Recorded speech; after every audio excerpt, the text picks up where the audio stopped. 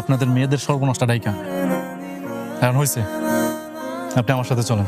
কই যামু? আমার বাড়িতে যাবেন, কারণ আমি আপনার ভরসা করতে পারতেছি না। আপনার আমি এইখানে রাইখা যাবো, আপনি বাড়িতে যেয়ে আবার ফাঁস দিবেন। আর চেয়ারম্যানের শত্রু তো আছেই, তার চেয়ে বরং আপনি আমার সাথে চলেন। আমি আমার বাড়িতে বলবো যে আপনার সাথে আমার প্রেম আছিল, আমরা বিয়ে করছি, আপনাকে বিয়ে করে আমি নিয়ে আসছি, চলেন। কি কইতাছেন আপনি? আমার লাগা মিথ্যা কথা কইবেন? আপনার জন্য তো মিথ্যা কথা কমো না, আমি মিথ্যা কথা কমো আপনার পেটের নিষ্পাপ সন্তানটার জন্য। ভুল তো করছেন আপনি, ওই তো কোনো দোষ করে নাই, তাহলে ওই মরবো কেন? ওরে মরতে দেওয়া যাবে না, ওর বাঁচতে হইব। আর চেয়ারম্যানের পোলার পিতৃ পরিচয় দেওয়ার জন্য যা করা লাগে সব আমি করব। আপনি এখন আমার সাথে আমার বাড়িতে যাবেন, ওই জায়গায় থাকবেন, ততদিন আমি চেয়ারম্যানের পোলার কাছে যাবো যেন সে স্বীকারোক্তি দেয়। এখন চলেন। ও ভালো কথা, আপনার নামটাই তো আমার জানা হলো না, আপনার নাম কি?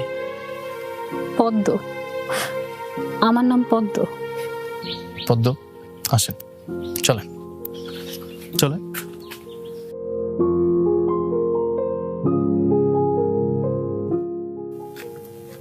এত কিছু ভাবতে হবে না, চলেন।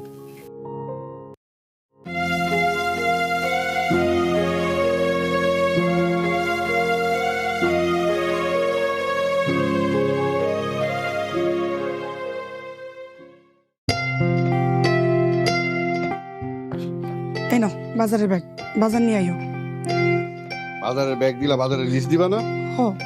এই ডালিয়া, বাজারের লিস্ট করছস? ডালিয়া, বাজারের লিস্ট কই? আব্বা লিস্ট তো বানাইনি, পড়াশোনায় এত চাপ, লিস্ট বানাইতে পারিনি। তুমি দাঁড়াও, আমি লিস্ট নিয়ে আসছি। ভাইজান, তোমার সাথে এই মেয়েটা কে? এটা তোর ভাবি। 1 মাস আগে আমি ওরে বিয়ে করছি। বাবা মা, তোমার ঘরে না জানাই আমি বিয়ে করে ফেলাইছি, এই জন্য আমি দুঃখিত।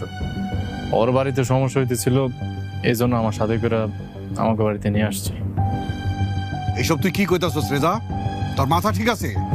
তুই বিয়া কইরা ফেলাইছস মানে? আমি তোর লেগা গ্যারামে ঘুরা ঘুরা মাইয়া দেখতাছি, আর তুই আমার না জানায় বিয়া কইরা ফেলাইছস? আব্বা, বিয়ে করা ছাড়া আমার আর কোনো উপায় আছে না। ওর পেটে আমার সন্তান। এই তুই এগুলা কি কস? হ্যাঁ মা, আমি ঠিকই কইতেছি। আর মা, ও খুবই ভালো মেয়ে, ওর নাম পদ্ম। পদ্ম আমার বাবা মা, যাও সালাম করো। এই দাঁড়াও,